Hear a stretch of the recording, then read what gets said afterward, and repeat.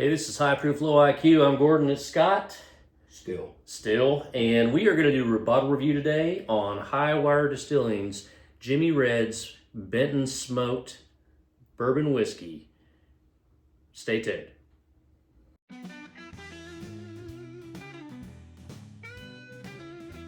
All right, we're back. We're going to do the review on High Wire Distilling's Benton Smoked Jimmy Red Bourbon Whiskey. They're out of South Carolina, Charleston, South Carolina to be exact. And the label says, several years back, we were inspired by our travels to experiment with making a smoky spirit. We took our idea to the quintessential expert in Southern smoke, Allan Benton of Benton's Country Hams in Madisonville, Tennessee. A classic Southern storyteller, Allan has never met a stranger. His wisdom, generosity, and attention to detail helped make this collaboration an incredibly gratifying success even before the spirit hit the bottle. We hope you'll enjoy this drinking it as much as we enjoy the journey of making it. Cheers. All right, so we're gonna go ahead and try this. This is a fresh crack. Boom, that sounds like America. I love bacon. Love bacon. Yeah, if you've never tried Benton's bacon, you need to order you some. That's some good shot. And we have no idea what this is gonna be like. It may taste like liquid smoke, just don't know. But anyway, I'm gonna put the bottle down here and we are going to start nosing it and tasting it, giving you our thoughts. All right. Ooh. What do you think? I like scotch. It smells like Holy, pardon the pun, smoke. holy smoke. That is wow. I mean, I didn't really know what to expect. I kind of thought cliched wise it would smell like this. And it does. I'm gonna say it doesn't smell like liquid smoke. It doesn't smell like liquid smoke at all. I agree with that. It smells like hickory smoke, is what it smells like. Which is something. I enjoy the nose on that. Yeah. It'll be interesting to see what the palate is. Yeah, here in the South, smoked meat products and barbecue. Usually, hickory smoke is what we're used to. It reminds me a little bit of my Short Mountain green thumb bottle that I have. That's the grains were smoked over a campfire. Yeah, this reminds me of like an old smokehouse where they're curing hams, smoked curing hams. This is what it smells like.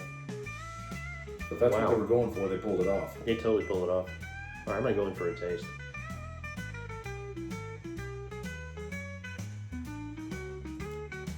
Wow.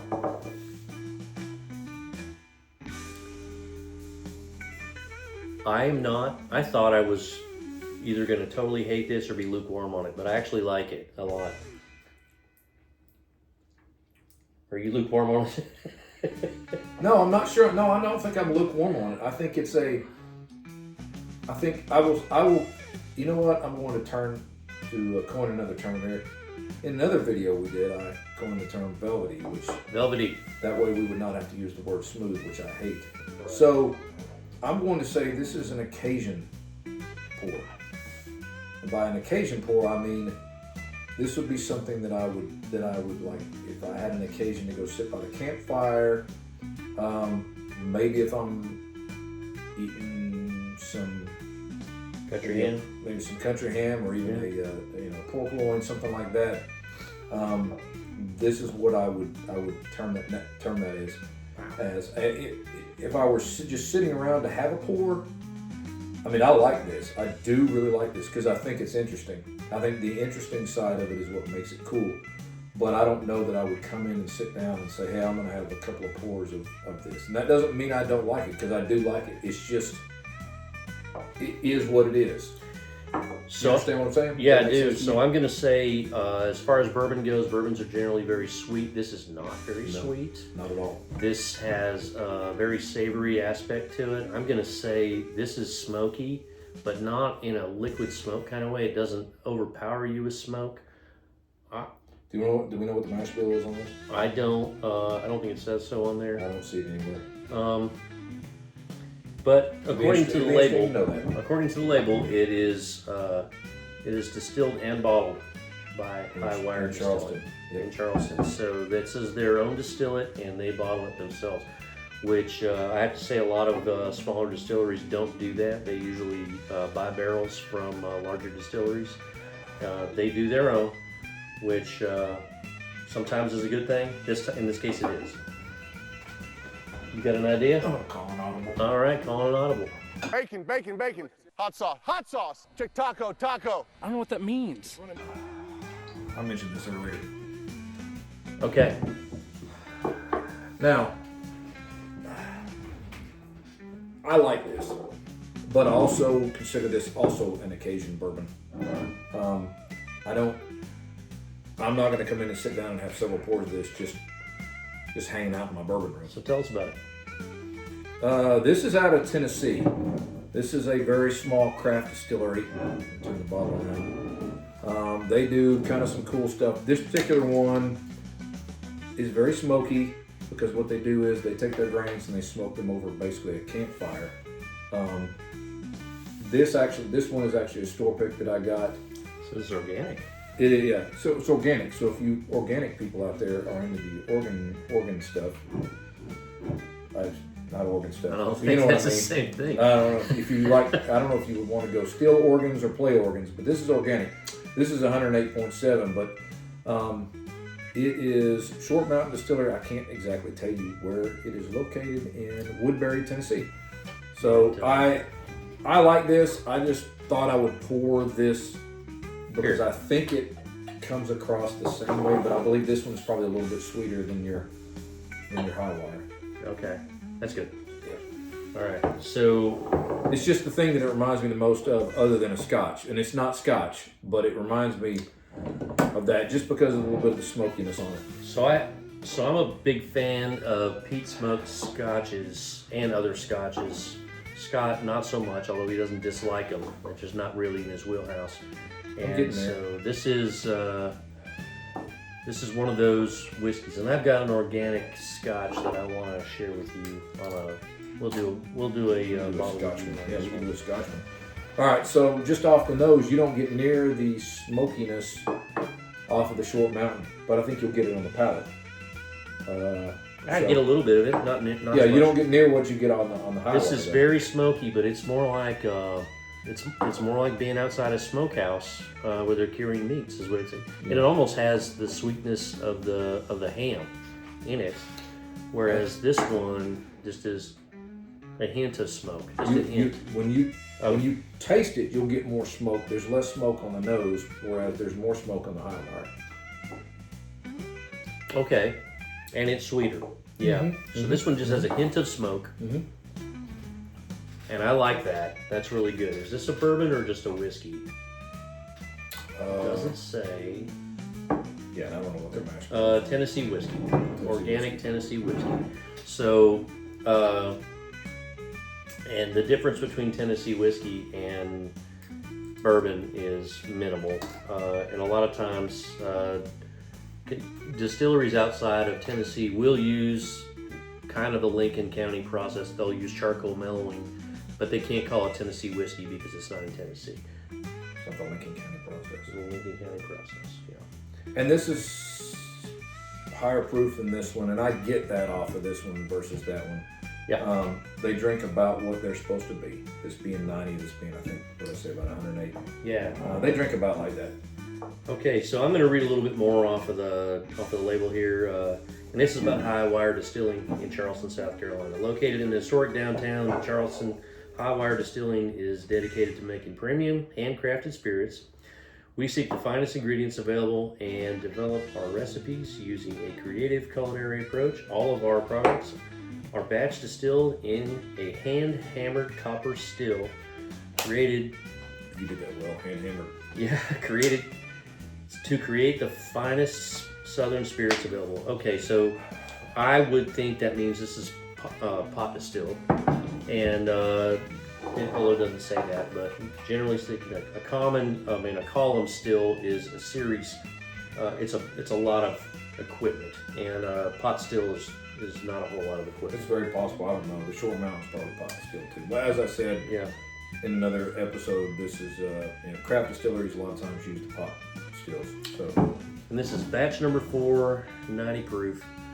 So I still have the 2 here. I already chugged the other one. All right. Just because this is the video for this, and I didn't want to. I wasn't trying to take over there. It's okay. This is about this. I just I thought love- it'd be a good comparison. I love the juxtaposition. Really, that's kind of. There's I know that's a big word, but that, I think most of you we've will not know done that. enough videos today for him to mess that word up.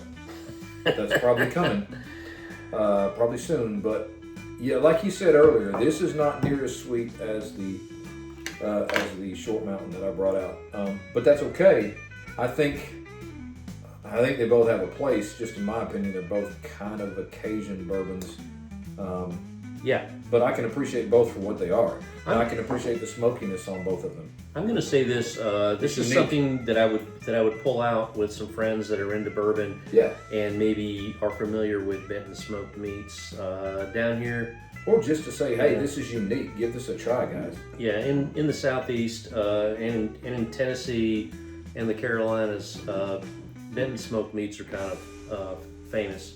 And so when you see that, especially in East Tennessee, maybe not in other parts of Tennessee, they may not know what Benton smoked meats are, but some people do. I know you can order this stuff, their smoked products online and have them shipped to you. Their bacon is fantastic.